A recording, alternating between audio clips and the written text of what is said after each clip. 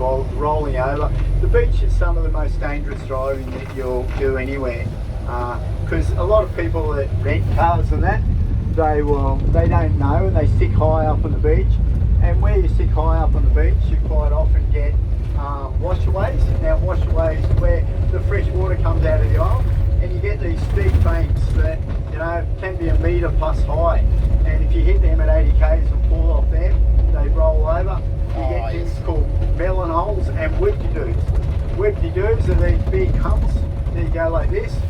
Some days the beach is just full of those, and other days you get what you call melon holes, which are just big holes in the sand, and you don't want to hit them at speed. So we get lots of vehicles, just about every second day or whatever, you'll see a vehicle coming off the beach with a flat roof. They've rolled. So yeah, it is quite dangerous driving. Four-wheel drivers absolutely love it. But I mean, if you're smart enough and just let your tyres down enough, you'll get through. But all these four-wheel drive nuts that have got all the gear and everything, and they drive through and tear it up for everyone else. But it's chaos because it's just a small passage through the rocks, and some days you'll wait for hours to get through with people involved and stuff. But it is four-wheel driving mecca, this place.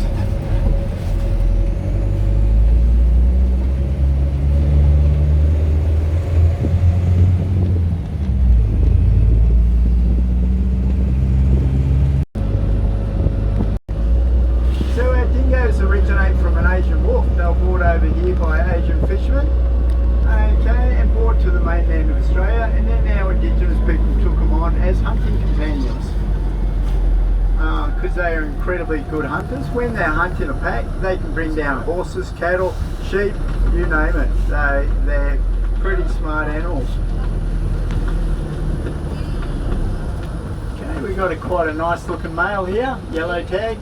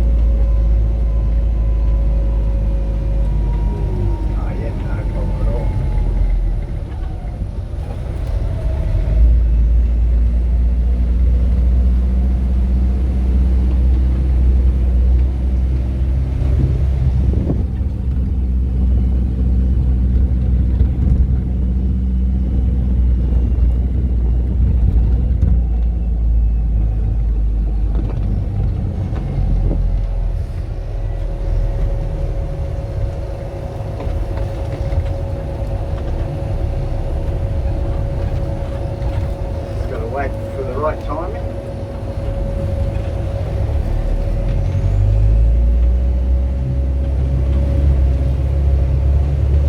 Inserts in.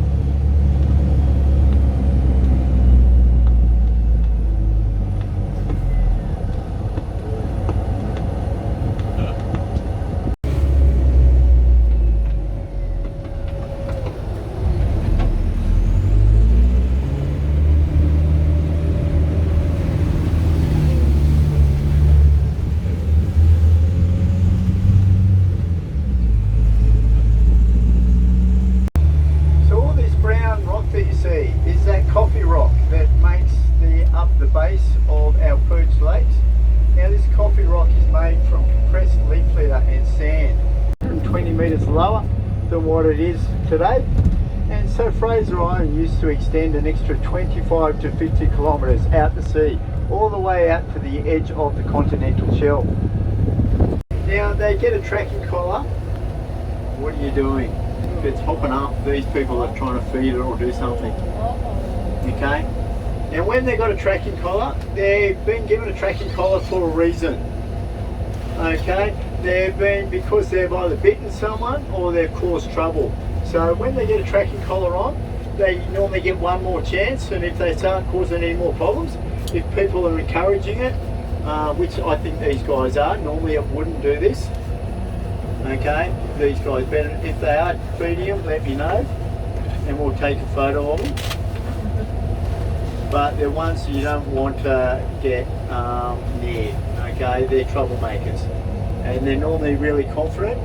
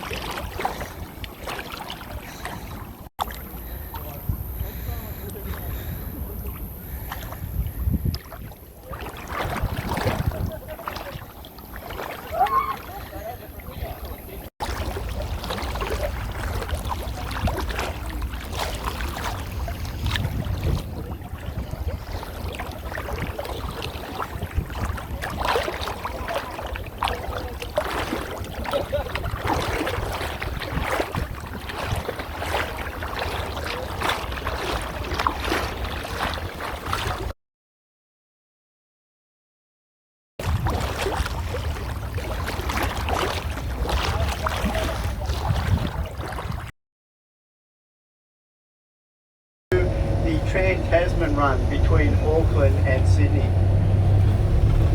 So the ship itself was a bit over 400 feet long, a bit over 50 feet wide, and it was a triple screw steamer. So it had 3 bronze props and it was driven by steam. Now this ship was a very fast ship for its time. It could move along at about 17.5 knots. And it actually held the Trans-Tasman record between Auckland and Sydney of 2 days, 21 hours for about 20 years. No ship could get anywhere near it. Then in 1915, it got converted into a hospital ship by the New Zealanders, and it spent a lot of its time around the English Channel, Egypt and Gallipoli. And during its war service, it ferried about 14,500 people back from the war.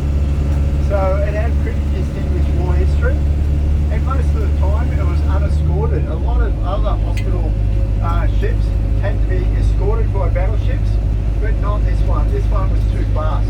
There's not a lot left of the ship now. Give it maybe another 20 or 30 years, this ship will totally disappear.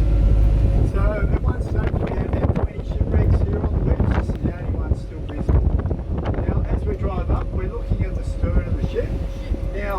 back half of the ship is not there anymore. You'll see this post sticking out of the water. That is the rudder post. So that used to be where the back of the ship was, and all the back half of the ship has been blown up. So it was being blown up by the Z Force team that was training here, and also the Australian Air Force. Alright, we'll stop here for about 10 minutes or so. About 10 minutes normally. We want to give ourselves room. Now if anyone wanted a flight, I can possibly arrange a flight. I don't know how good it would be today with the wind and that. I've got one paper already. I will see if they're still taking flights. So if you do want a flight, before you go and check out the